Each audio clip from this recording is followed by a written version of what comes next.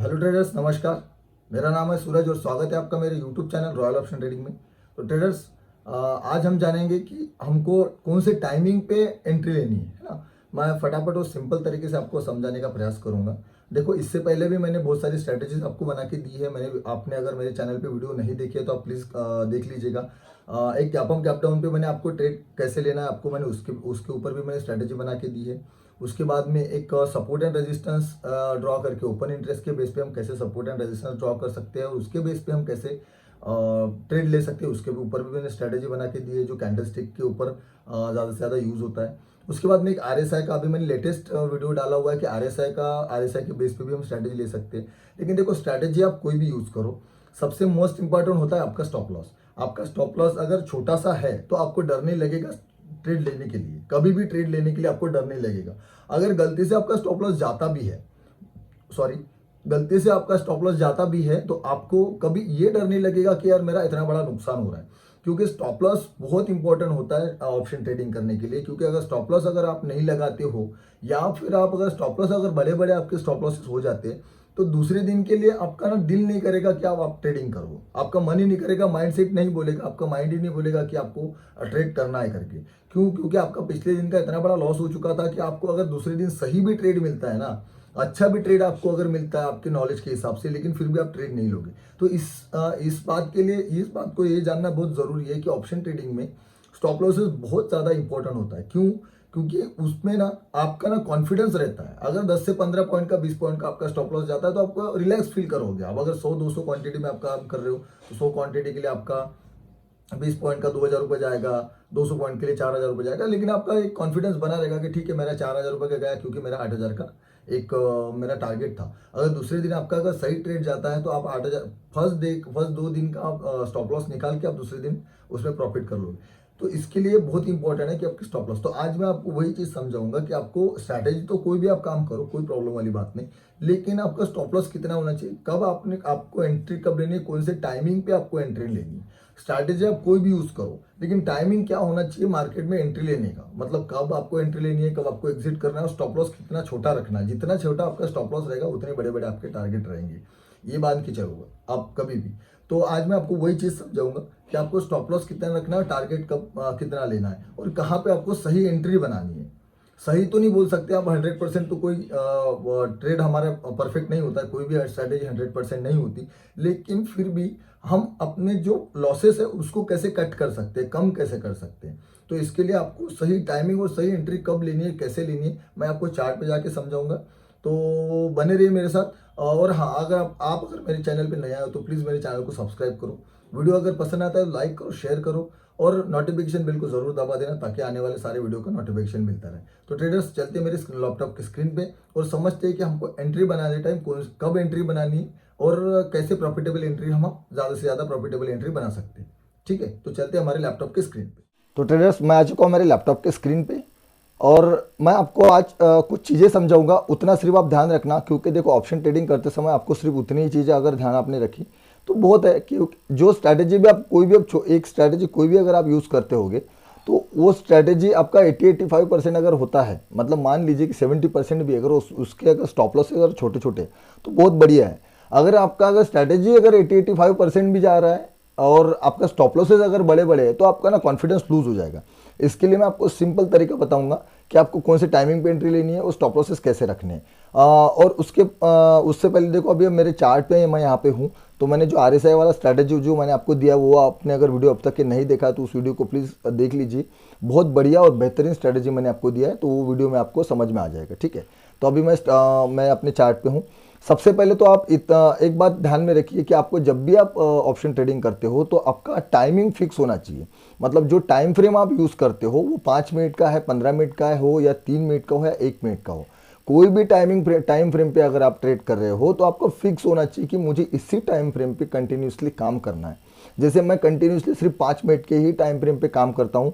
कोई भी कभी भी मेरा टाइम फ्रेम कभी भी आपको चेंज नहीं मिलेगा। जब भी कभी 15 मिनट पे मैंने ट्रेड ले लिया या फिर मैंने कभी 5 मिनट पे मैंने ट्रेड ले लिया, तो ऐसा कभी मत करना, क्योंकि इससे जमलिंग ये होता है कि आपका ना माइंडसेट हर बार आपको दूसरा स्ट्रैटेजी देगा, हर बार आपको स्ट्रैटेजी आपका चेंज होता रहेगा, हर बार आपका एंट्री एग्जिट पॉइंट भी चेंज होता रहेगा, क्योंकि 15 मिनट के टाइम फ्रेम में, 5 मिनट के टाइम फ्रेम में, 3 मिनट के टाइम फ्रेम में बहुत बड़ा गैप होता है।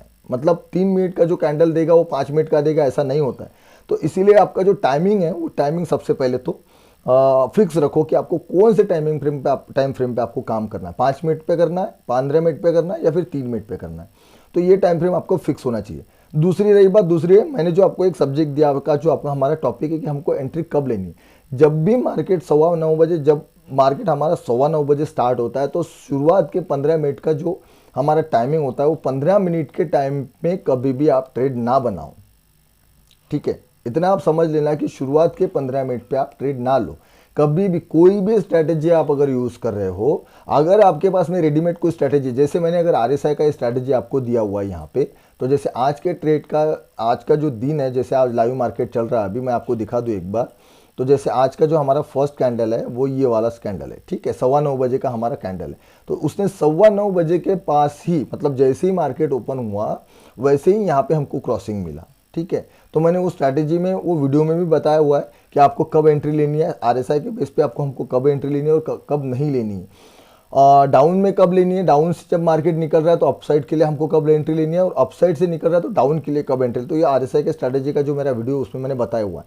तो यही बात मैंने आपको समझाई है कि वहाँ उस वीडियो में कि आपको एंट्री कब लेनी है। देखो यहाँ पे हमको 9:15 बजे के करीबन, मतलब 5 मिनट के बाद ही हमको यहाँ पे हमको क्रॉसिंग मिला, लेकिन आज का हमारा यहाँ पे स्टॉप लॉस जा चुका है। ठीक है, आप देख सकते हो कि यहाँ पे हमको क्रॉसिंग तो दिया, लेकिन हमारा यहाँ पे स्टॉप लॉस गया, क्योंकि जैसे ही हम पुट के लिए एंट्री बनाते थे यहाँ पे, जैसे क्रॉसिंग अब यहाँ पर हमारा हो चुका है, और जैसे हम अगर पुट के लिए एंट्री बनाते हैं तो यहाँ पे हमारा स्टॉप लॉस रहेगा, और यहाँ पे हमारा आज का स्टॉप लॉस हिट हो चुका है। लेकिन स्टॉप लॉस हमारा बहुत छोटा है, आप देख सकते हो यहाँ पे। अगर हम स्टॉप लॉस में आपको लगा के दिखा दूं, जस्ट सेकेंड, जैसे एंट्री हमारी यहाँ पे हो रही है, देखो यहाँ पे हमारा क्रॉसिंग हो रहा है, RSI हमारे नीचे निकल चुका है EMA के। तो हमारा एंट्री यहाँ पे जैसे एंट्री बनता है, क्रॉसिंग होता है, तो इस कैंडल पे हमारा एंट्री बनता है। ठीक है, तो ये हमारा स्टॉप लॉस हो चुका है, और ये हमारा 1:2 का यहाँ पे, जस्ट सेकेंड, ये 1:2 का हमारा टारगेट रहेगा। ठीक है, तो 1:2 का टारगेट, देखो टारगेट कितना छोटा है हमारा, टारगेट भी छोटा है और स्टॉप लॉस भी बहुत छोटा है। दिख रहा है आपको, अगर 21 पॉइंट का हमारा स्टॉप लॉस आ रहा है, तो स्ट्राइक प्राइस के हिसाब से अगर हम चूज करेंगे, तो डेल्टा के हिसाब से अगर कैलकुलेट करेंगे, एट द मनी का हमारा 10, 11, 12 पॉइंट का ही स्टॉप लॉस होता है। ठीक है, अगर हम इन द मनी जाएंगे 200-300 पॉइंट अगर इन द मनी जाएंगे और डेल्टा हमारा 80-90 का है, तो हमारा 21 पॉइंट का स्टॉप लॉस होगा। ठीक है, और जो टारगेट है हमारा, जो यहाँ पे 43 का बता रहा है, तो वो भी डेल्टा के हिसाब से ही कैलकुलेट होगा। टारगेट अगर हमारा, अगर स्ट्राइक प्राइस अगर हमारा अगर एट द मनी का है, तो हमारा 20 से 22 पॉइंट का टारगेट हो रहा है।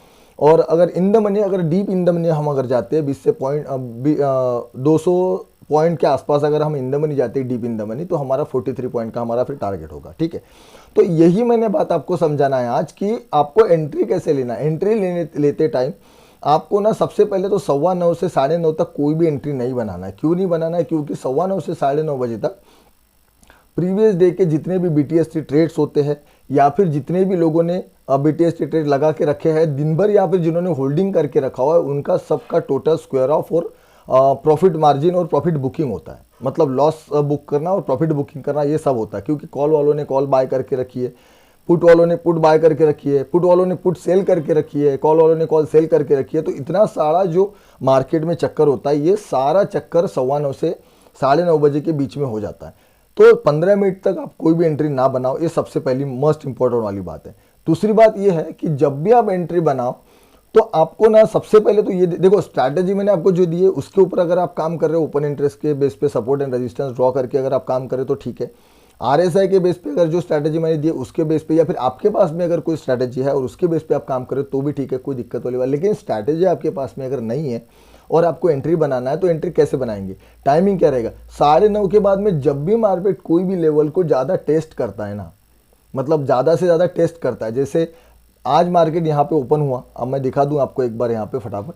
तो यहाँ पे आज मार्केट ओपन हुआ, और ओपन होने के बाद में यहाँ से थोड़ा सा करेक्शन लिया, और यहाँ से मार्केट ने रिवर्सल लिया अपसाइड के मूवमेंट में। ठीक है, तो जैसे ही मार्केट ने यहाँ पे टेस्ट लिया, 9:15 के बाद में क्या हो रहा है हमारा, देखिए 9:30 का ये कैंडल है, ठीक है। तो जैसे ही यहाँ पे हमारा मार्केट टेस्ट हो रहा है तो आपको यहाँ पे ना कुछ सिग्नल्स दिख जाएंगे हर बार आपको ना। कोई भी डे पे आप देख लो उठा के, जैसे मैं आपको पिछले प्रीवियस डे के भी दिखा देता हूँ। देखो यहाँ पे जैसे 9:30 बजे तक के अगर मार्केट हमारे यहाँ पे आया था, ठीक है, देखो ये 9:30 बजे का 9:40 9:35 का हमारा एक कैंडल है।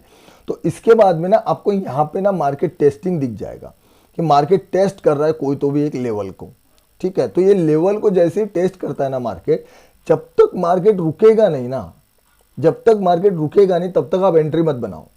जैसे जैसे चल रहा है तो चलने दो, अगर अपसाइड के मूवमेंट में चल रहा है तो चलने दो, जब तक मार्केट रुकेगा नहीं तब तक एंट्री मत बनाओ। या फिर अपर साइड में रुकेगा एक तो, या फिर डाउन साइड में रुकेगा, और लेकिन रुकेगा तो जरूर। ये आप इस बात को आप ध्यान रखना कि मार्केट रुकेगा तो जरूर।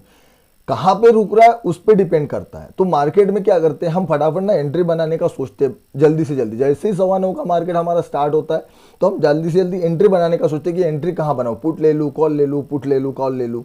ऐसे ट्रेडिंग होता है, मतलब गैम्बलिंग की तरह आप ट्रेडिंग कर रहे हो। ऐसा ट्रेडिंग नहीं होता है। तो कॉल ले लूँ, पुट ले लूँ, ऐसा नहीं होता है। लेकिन जब भी मार्केट अगर टेस्ट करता है कोई भी लेवल को जहाँ पे रुकेगा मार्केट, तो उसके बेस पे आप एंट्री बना सकते हो। इससे क्या होगा कि आपका ना एक स्टॉप लॉस छोटा रहेगा और आपका ना प्रॉफिट के जो चांसेस है वो हर टाइम बढ़ते जाएंगे, क्योंकि स्टॉप लॉसेस छोटे रहेंगे तो प्रॉफिट के चांसेस 100% आपके बढ़ते रहेंगे, बराबर। तो आप ना कभी भी मार्केट को ना थोड़ा सा स्टेबल होने दिया करो। मतलब स्टेबल, जैसे मार्केट आज यहाँ पे स्टार्ट हुआ, सॉरी ये कल का ट्रेडिंग डे, तो यहाँ पे मार्केट जैसे ही स्टार्ट हुआ तो यहाँ पे ना मार्केट आपको दिख रहा है कि यहाँ पे स्टेबल हो रहा है, मार्केट रुक रहा है, मार्केट रुक गया, एक बेस बना लिया मार्केट ने। अब ये बेस के हमको नहीं मालूम है कि मार्केट यहाँ से कहाँ जाएगा, ठीक है।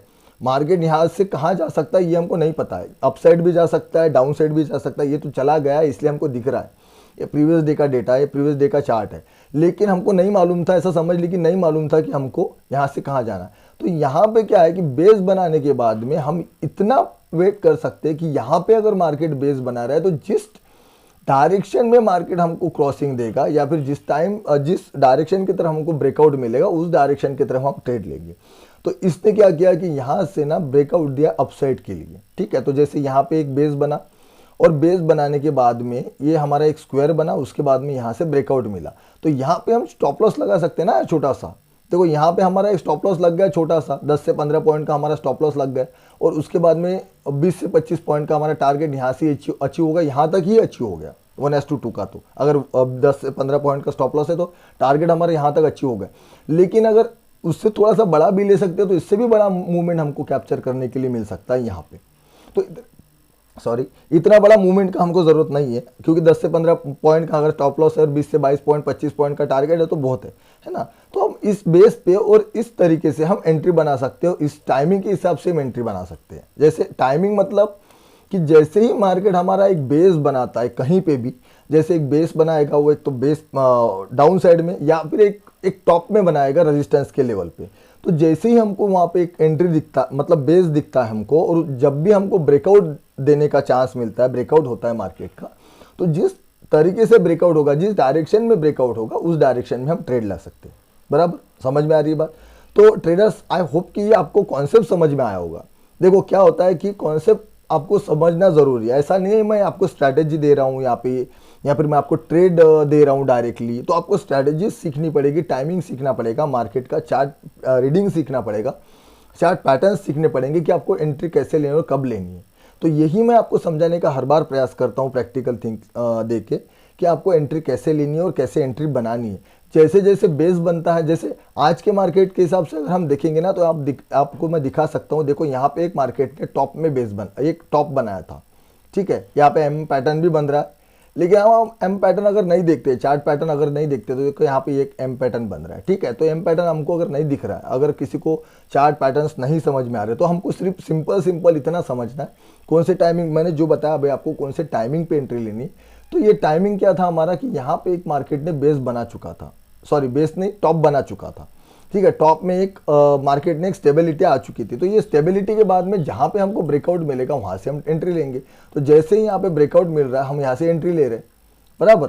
तो ये एंट्री हमारा देखो 1:2 हमारा कंप्लीट भी होगा, और उसके बाद में भी हमारा अगर स्टॉप लॉस यहाँ पे होता तो भी हमारा स्टॉप लॉस नहीं गया। देखो यहाँ से भी फिर से मार्केट डाउन साइड में जा रहा है, मतलब अगर हमारा थोड़ा सा रिवर्स भी जाके आएगा ना तो भी हमारा स्टॉप लॉस का चांसेस बहुत कम रहेगा। और अगर स्टॉप लॉस अगर हमारा छोटा है तो फिर तो कोई दिक्कत वाली बात नहीं, छोटा सा स्टॉप लॉस है तो छोटा सा स्टॉप लॉस ही जाएगा। लेकिन हमारा स्टॉप लॉस अगर छोटा है तो हमको कॉन्फिडेंस रहेगा, हर बार हमको कॉन्फिडेंस रहेगा कि हाँ यार हमारा छोटा सा स्टॉप लॉस है, मिलते हैं तो टारगेट हमको बहुत बड़े बड़े मिलते, नहीं तो एकदम छोटा सा हमारा स्टॉप लॉस जाता है। तो इस बात का आप ध्यान रखा करो कि जब भी आप एंट्री बनाओ तो टाइमिंग देख के बनाओ, चार्ट देख के बनाओ कि चार्ट कहाँ पे है, कहाँ पे स्टेबल हो रहा है, उसके बाद में आप एंट्री बना सकते हो। तो ट्रेडर्स, आई होप कि आपको कॉन्सेप्ट समझ में आया होगा। अगर सही में आपको ये मेरा कॉन्सेप्ट समझ में आया, वीडियो पसंद आया, तो प्लीज़ मेरी वीडियो को लाइक करो, चैनल पे नया आया तो सब्सक्राइब करो, नोटिफिकेशन बेल को ज़रूर दबा देना ताकि आने वाले सारे वीडियो का नोटिफिकेशन मिलता रहे। तो ट्रेडर्स, मिलते हैं फिर ऐसे नेक्स्ट वीडियो में, तब तक के लिए how good day, good bye, जय हिंद।